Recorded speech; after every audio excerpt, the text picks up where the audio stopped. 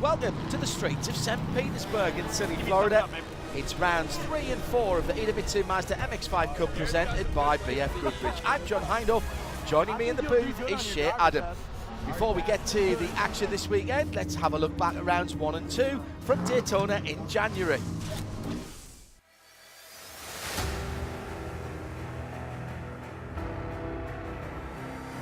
Let's get ready to race for Idemitsu Mazda MX-5 Cup, live from Daytona International Speedway.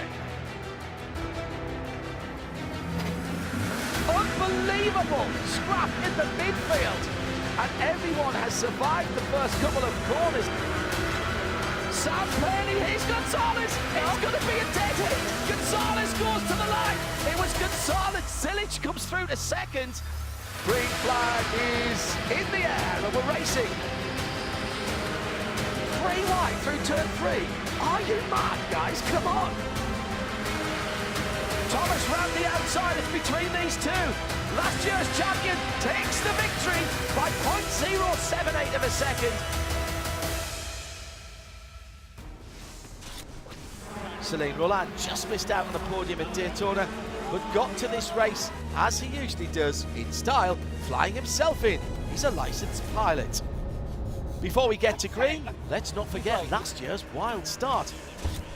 Very, very close indeed down to the first corner. Sam Paley pulls out in the blue car, tries to go all the way around the outside. He's got the second position in a roll. A roll at the start of the race. It is Hyman. He was right down the inside on the inside curb and hit it with these right wheels. Thankfully, Woody Hyman was able to walk away. Now, let's get ready for the start of today's race. Gresham Wagner on pole position. Aaron Johnson is on the outside of row number 1 for JTR. Connor Zilic and Sam Paley on row 2. Thomas Annunziata is the best of the rookies on row 3 with Jared Thomas, the defending champion. Then Celine Roland, Max Opalski, Nate Cesaro, and Tyler Gonzalez for the top 10 as we put 45 minutes on the clock and get ready to go racing. The green flag is in the air and it's time for round number 4 of the IMSA Idemitsu Mazda MX-5 Championship for 2023. 1, 2, 3, 4, 5 wide. And Matthew Dirks gets pushed off into the boobies at turn 1. And there's all kinds of problems. There was a little bit of patience in race 1 because everybody knew they had another race today. All bets are off now, Shea, Adam, as it looks like Gresham Wagner is trying to go around the outside, and straight on at turn number 4 is the defending champion, Jared Thomas, with the bright yellow roll cage on the bright red number 96 JTR car. Now, will he get that back into the race? Lots of IndyCar drivers have been down there. He's gone in some very famous footsteps. Carl Kirkwood, I reckon, did the best flick turn down there. He was still doing about 45, 50 miles an hour when he flicked it round to do that earlier on in the qualifying. We're still green at the moment on the first lap as Sam Paley in the bright red number 28 goes through and takes a position. It's all boiling up already, coming round to the end of the first lap. Down towards the final corner, and Johnson leads it in the blue 24 from Gresham Wagner, who started on pole position. He'll not be happy at the moment. Now, this is much more of a normal MX-5 race in terms, first of all, of how much movement we've seen, but also there's more cars together here, Shea. We had a couple of cars break away and round the outside again. Wagner on the paint. That's a bold move. Now, is he going to go across the curb at turn 2? Yes, he does. Can he hold on to it? He's on the wrong side of the track at turn 3. There's a big bump here. This could be absolute disaster, and he's in the wall. Exactly as I expected it to be. He's done damage to the rear suspension on the left-hand side. There's a red and yellow flag out. There's debris on the circuit down to 4. But I reckon Wagner there has got damage. It was absolutely going to happen. Honestly, you could have seen that from a very long way out, and that is disaster for Gresham Wagner, who is at the moment, Shea, Adam, our championship leader. Johnson tries it down the inside, and here comes Gonzalez as well. The Hickson Motor Cars, number 72 with the green on it, is leading. And then 1, 2 wide, coming through. 1, 2, and 3. That's amazing. It hit the wall. A big hit. Big hit for Tyler Gonzalez. He's one of the championship leaders. He was on the grey coming through. All kinds of bits of his Mazda. He's broken the rear suspension on the left-hand side, and even the Mazdas can't go too wide through turn 3. It looks like Gresham Wagner's got a problem as well as he slows down. He was in 6th position across the line. Did he pick up some of that debris? Not sure about that. I think Opalski did, John. I think a big chunk of it went in the grill of Opalski, but it did spit back out as it was too much speed being carried through for Tyler Gonzalez.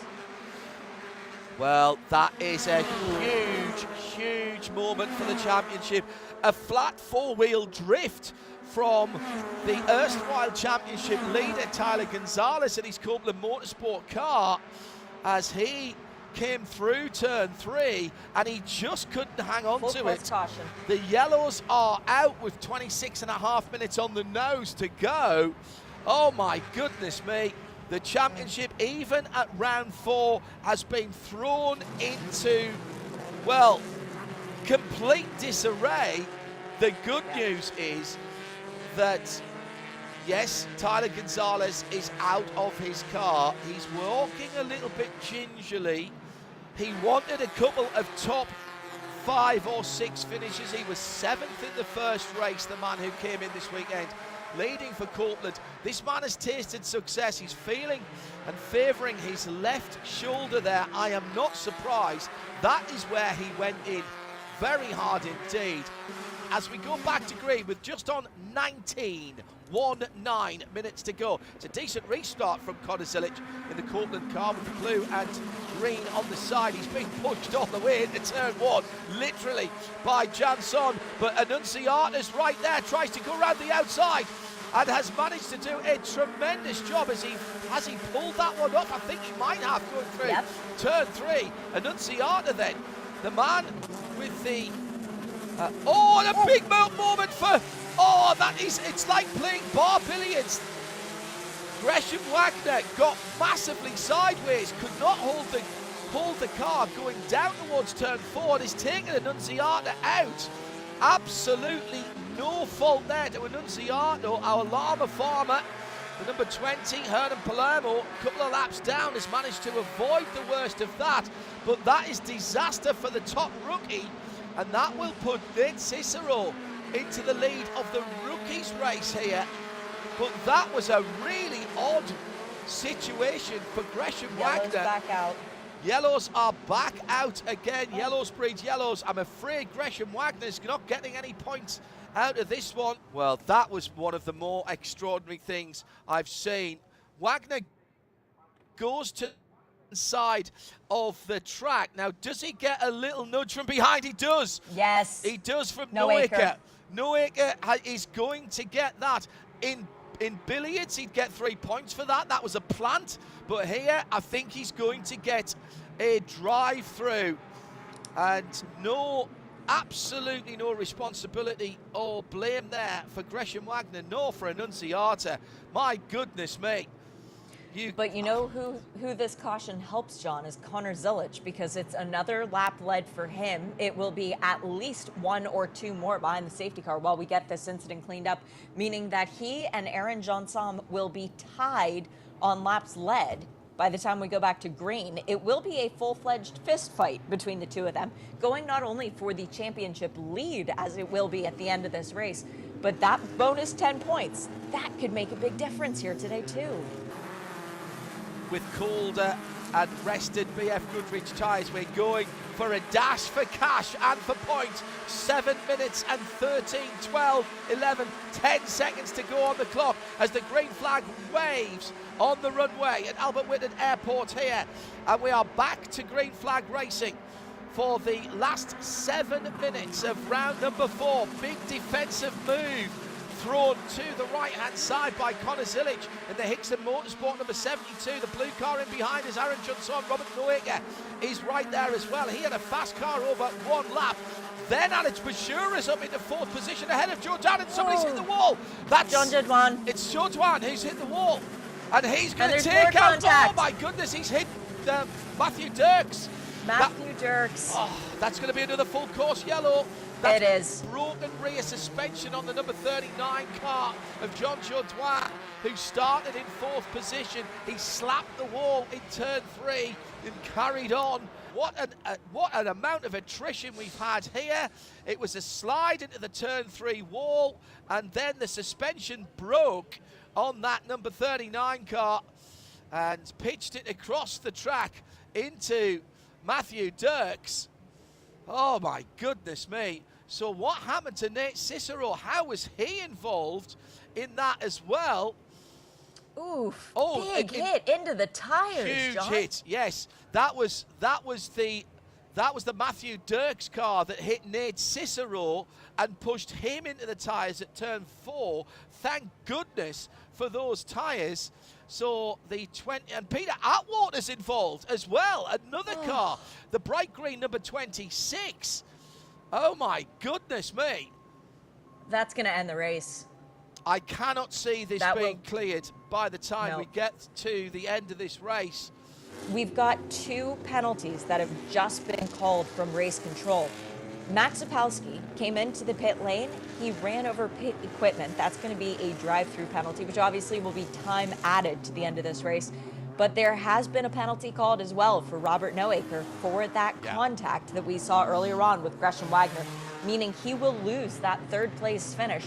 And should he be able to get around to see the checkered flag, Alex Bashura will finish 3rd in this race for Spark Performance. So unofficially, this is how they will finish, not how they will cross the line. Zilic will win it from Jansom in 2nd. That is Hickson from JTR. Robert Noaker will drop way down with the penalty. So Alex Bashura for Spark Performance will be on the 3rd step of the podium ahead of Celine Roland for Hickson Motorsports, the number 87 in 4th position. Sam Paley in 5th.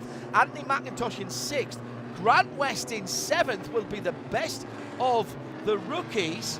And we are getting the checkered flag this time around. Heather Hadley 2nd and in 8th position for the rookies. Mega. And Jonathan Nerdorf 3rd, and Bruno Swileski will make it 4 rookies in the top 10. 4 rookies taking real cash money out of this one. The streets of St. Petersburg is known for being tight and treacherous, and it showed here in race 2 today with multiple yellow flags. Connor Zilic took the lead near halfway, and that sealed his victory. Let's hear from Connor Zilic now.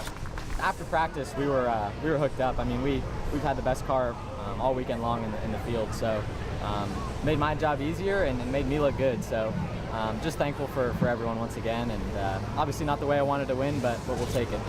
After the weekend at St. Petersburg, Connor Zilic leads the championship on 1,200 points. Aaron Johnson sits 60 behind.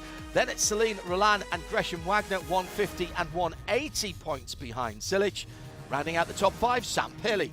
Now rounds 5 and 6 for the MX-5 Cup drivers will be on track at WeatherTech Raceway Laguna Seca in Monterey, California. Join us for that on May the 13th and 14th. This copyrighted telecast may not be reproduced, retransmitted, or used in any form without the authorized written consent of the International Motorsports Association. We would like to thank all of our loyal fans for your continued support, and we hope you enjoyed today's broadcast.